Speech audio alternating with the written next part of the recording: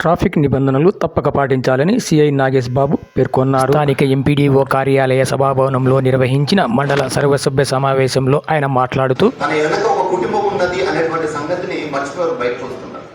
So ఈ లోకంలో మీరైనా నేనైనా యూనిక్. అంటే నీ కుటుంబానికి నీ ప్రాముఖ్యత ఎంత అవసరమో నా కుటుంబానికి నా ప్రాముఖ్యత అంతే అవసరం. సో కాబట్టి ప్రతి ఒక్కరు కూడా వారి వెనక ఒక కుటుంబము, భార్య, పిల్లలు ఉన్నారనేటువంటి ఒక తలంపు చేత మీరు పనులను తీసుకొని బయటకు వచ్చినట్టయితే క్షేమంగా ఇంటికి వెళ్ళాలన్నటువంటి ఒక ఆలోచన, తలంపు మీలో ఉంటుంది. కాబట్టి ప్రతి ఒక్కరు కూడా హెల్మెట్ ధరించండి. తల్లి జన్మనిస్తే హెల్మెట్ పునర్జన్మనిస్తుంది. ఎన్నో కుటుంబాలు ఈ రోజు నిజంగా బతుకున్నాయంటే బికాస్ ఆఫ్ ఓన్లీ హెల్మెట్ వల్లే. ఎందుకంటే వైటల్ పార్ట్ అంటే మన తల బ్రెయిన్ తో లింక్ అప్ అయి ఉంటుంది. సో బ్లడ్ సర్క్యులేషన్ అంతా ఇక్కడ నుంచే కమ్యూనికేషన్ ఉంటుంది. బాడీలో ఎక్కడ ఏ అవయవమో డ్యామేజ్ అయినా తిరిగి అది పుంజుకుంటుంది, కోలుకోవచ్చు. కానీ తలకు ఏదైనా తగిలిందంటే బాడీ మొత్తం ప్యారలైజ్ అయిపోతుంది. మనిషి బతికున్న చనిపోయిన శ్రమంతో. ఈ రోజు పేపర్ ఎంతమంది చూసారో ఒకసారి దయచేసి చేయొద్దండి. Thank you. మీరంతా కూడా పేపర్లు చూడాలని నా ఒక విజ్ఞప్తి. సో అందులో కారుణ్య మరణము అనేటువంటి దాని గురించి రాశారు. సో అది ఎంతమంది చూసారో నాకు తెలియదు, కానీ తెలుసా ఒక ఆర్టికల్ వచ్చింది. అంటే ఒక వ్యక్తి చదువుతూ 4th ఫ్లోర్ నుంచి కింద పడ్డాడు, తనకు దెబ్బ తగిలింది, బాడీ మొత్తం ప్యారలైజ్ అయిపోయింది, అంటే పెరాలసిస్. మనిషి కోమాలో ఉన్నాడు. సో దాదాపు 11 ఇయర్స్ కానీ 4 ఇయర్స్ నుంచి ఆ పిల్లోడికి ఎలాంటి స్పందన లేదు ఇంకా. సో వాళ్ళు ఒక విజ్ఞప్తి చేశారు, మా బిడ్డని చంపేయండి అని. సో ఒక వ్యక్తిని చంపడానికి సొసైటీ ఎప్పుడు కూడా అంగీకరించారు. దానివల్ల వాళ్ళు లోకల్ కోర్టు అయిపోయింది, దాని తర్వాత డీజే కోర్టు అయిపోయింది, దాని తర్వాత హైకోర్టు అయిపోయింది, దాని తర్వాత సుప్రీంకోర్టు కూడా వెళ్ళడం జరిగింది. అప్పుడు సుప్రీంకోర్టు దాని మీద తీర్పు ఇచ్చింది, సరే ఈ కుమారుడు తిరిగి లేవలేడు కాబట్టి ఇతను చంపేయండి అని. దాన్ని బేస్ చేసుకుని అతనికి ఉన్నటువంటి ట్రీట్మెంట్ తగ్గించిన తర్వాత నిన్నటి రోజున ఆ పిల్లడు చనిపోవడం జరిగింది. అంటే నేను ఎందుకు చెప్పాను ఈ విషయం అంటే, తలకు గాయం కావడం వల్ల బాడీ మొత్తం ప్యారలైజ్ అయిపోయి ఆ కుమారుడు చనిపోవడం జరిగింది. అంటే ఆ రోజు పైనుంచి పడ్డాడు, హెల్మెట్ అక్కడ ఉండదు. కానీ మనం బండ్ల మీద వెళ్ళేటప్పుడు చాలా మంది హెల్మెట్ ఉంటుంది, కానీ వాళ్ళ కాళ్ళ దగ్గర లేకపోతే బైక్కి ఉండి ఆ మిర్రర్కో లేకపోతే వెనకనో పెట్టుకొని పోతున్నారు. ఏమంటే సార్ కొంచెం చుట్టూ, అరే నీ ఎంటికలు ముఖ్యమా నువ్వు ముఖ్యమా అనేది ఎందుకో చిన్న లాజిక్ మన వాళ్ళు మిస్ అవుతా ఉన్నారు. దయచేసి చెప్తున్నా అందరికి కూడా. సో హెల్మెట్ అనేది వాడండి, ఇది ఒకటి. రెండోది వచ్చేసి చాలా మంది చిన్నపిల్లలు బండ్లు నడుపుతా ఉన్నారు టౌన్లో. ఇది చాలా శోచనీయం. అంటే యాజ్ అ పేరెంట్స్ గా మీరు నేను సిగ్గుపడాల్సినటువంటి విషయం.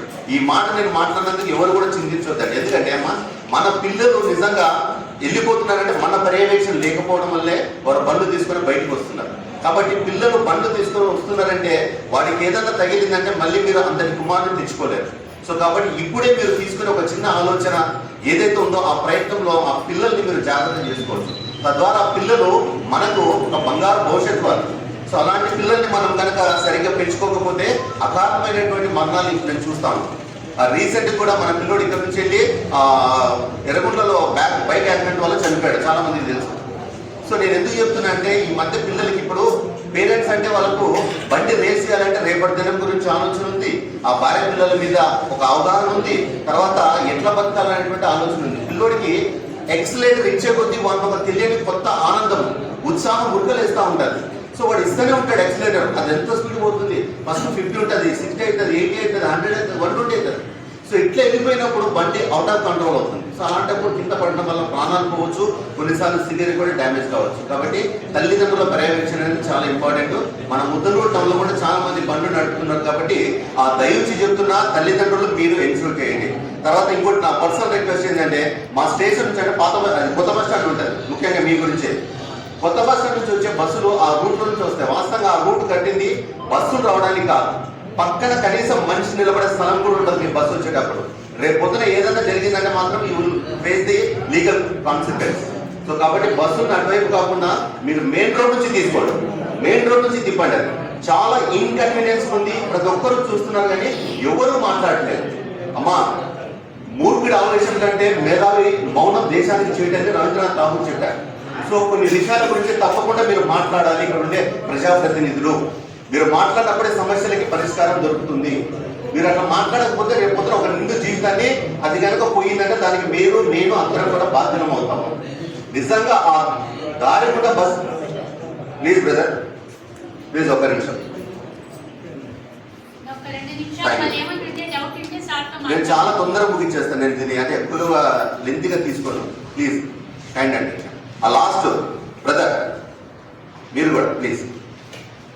సో అది చాలా చిన్న ఇరుకైన దారి. ఆ దారిలో బస్సు వచ్చేటప్పుడు నిజంగా ఏ ఒక్కరికి కూడా అక్కడ స్థలం ఉండట్లేదు.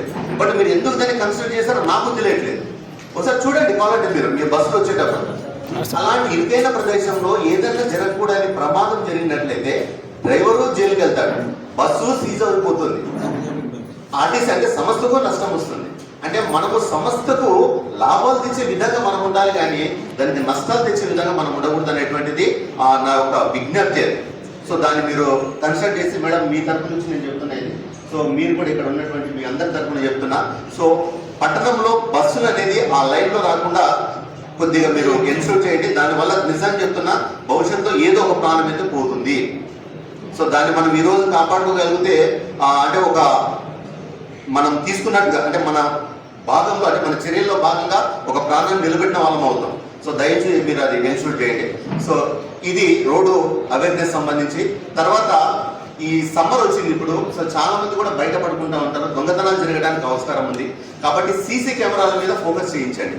మీ ప్రాంతంలో మీ ఏరియాలో ఎక్కడైతే కనుక 4 రోడ్ల కూడలు కానీ, లేకపోతే అంగళ్ళు కానీ, లేకపోతే ఇంకేదైనా కొద్దిగా జనాలు తిరిగే ప్లేస్లు ఉంటే ఆ ప్రాంతంలో కనుక సీసీ కెమెరాలు పెట్టించినట్లయితే 100 మంది కానిస్టేబుల్ చేయాల్సినటువంటి పని ఒక సీసీ కెమెరా చేస్తుంది. అంతకంటే సమర్థంగా చేస్తుందని నేను సభాముఖంగా మీకు తెలియజేయగలను. సో కాబట్టి సీసీ కెమెరాలు పెట్టండి. తద్వారా పోయిన సొత్తు ఏదైనా ఉందంటే మరికి మనం తిరిగి తీసుకురాగలం. ఈరోజు బంగారు విలువ రోజు రోజు ఆకాశాన్ని అంటుతా ఉంది. సో ప్రజలకు వారికి ఉన్నటువంటి దైనందిన అవసరాలు నిజంగా ఆ గోల్డ్ అనేటువంటిది చాలా అవసరం. ఒక వ్యక్తి కుమార్తెకు పెళ్లి చేయాలంటే బంగారు కావాలి, ఒక కొడుకును ఉన్నత చదువులు చదివించాలంటే బంగారు కావాలి, ఒక వ్యక్తి ఏదైనా ఇంకోటి అవసరాలకి అంటే బ్యాంకులో లోన్ పెడితే తప్ప పొలంలో ఎరువులు కొనలేని పరిస్థితి. అంటే అన్నిటికీ బంగారు అవసరం. అలాంటి బంగారు ఇంట్లో ఉంది కదా అనుకున్న వ్యక్తికి అనుకోని విధంగా ఆ ఇంట్లో దొంగతనం జరిగి బంగారు లేదంటే ఆ యొక్క వ్యక్తి గుండె పగిలిపోతుంది. సో కాబట్టి అలాంటి సంఘటనలు జరిగినప్పుడు కనీసం దొంగతనం జరగవచ్చు కాదనంటే తిరిగి దాన్ని రికవరీ చేయాలి. మనం చేయాలన్నప్పుడు కొంత ఆధారం మనకు దొరికినట్లయితే ఆ దారాన్ని పట్టుకొని మనం దాన్ని రికవరీ చేయడానికి అవకాశం ఉంటుంది. కాబట్టి సీసీ కెమెరాలు అనేటువంటివి దొంగని పట్టుకునడంలో సమర్థవంతంగా పనిచేస్తాయి. కాబట్టి దయచేసి చెప్తున్నా, ప్రతి ఒక్కరు కూడా సీసీ కెమెరాల మీద ఫోకస్ చేయండి. నేరాల నియంత్రణలో అది చాలా ఉపయోగపడుతుంది. ఇక సైబర్ క్రైమ్ ఇంకా చాలా ఉన్నాయి కానీ బట్ చాలా మంది పెద్దలు మాట్లాడాలి. సో కాబట్టి నేను ఈ అవకాశం ఇచ్చిన పెద్దలందరికీ ధన్యవాదాలు తెలియజేస్తూ ముగిస్తున్నాను. Thank you very much. Thank you, sir.